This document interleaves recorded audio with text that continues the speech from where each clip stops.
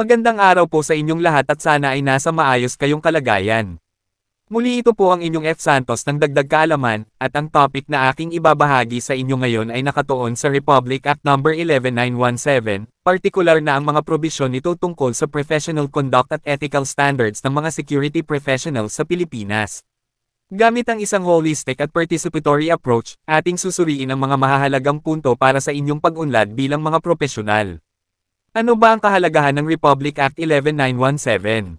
Ang Republic Act 11917 ay naglalayong mapabuti ang kalidad ng serbisyo ng mga security personnel sa ating bansa. Hindi lamang ito tungkol sa pagbabantay, ito ay tungkol sa pagiging isang responsable at etikal na miyembro ng komunidad.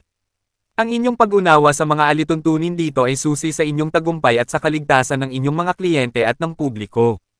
Ano ang tatlong pangunahing seksyon ng Republic Act 11917?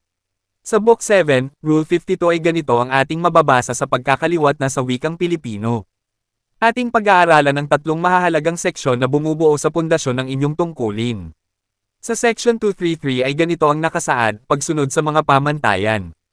Ang seksyong ito ay nag-uutos sa lahat ng security professional na mahigpit na sumunod sa mga itinakdang pamantayan ng propesyonal na asal at etika.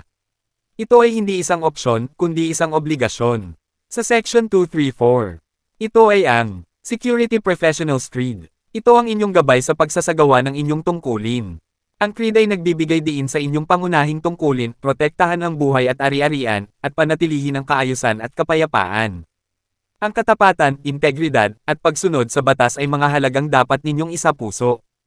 Ang mga salitang makadiyos, makatao, makakalikasan, makabayan ay hindi lamang mga salita, kundi mga gabay sa inyong pagkilos.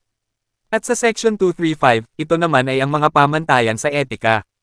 Ang seksyong ito ay naglalahad ng apat na pangunahing pamantayan sa etika. Una, pagsunod sa batas, dapat ninyong sundin ang lahat ng batas at regulasyon ng bansa. Ikalawa ay ang katapatan, dapat kayong maging matapat sa inyong mga iniisip at ginagawa, kapwa sa personal at propesyonal na buhay.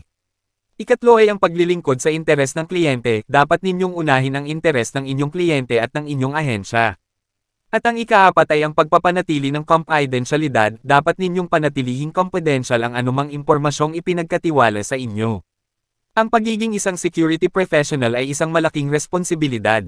Ang pag-unawa at pagsunod sa mga alituntunin sa Republic Act 11917 ay hindi lamang para sa inyong proteksyon, kundi para rin ito sa kaligtasan at kapakanan ng komunidad.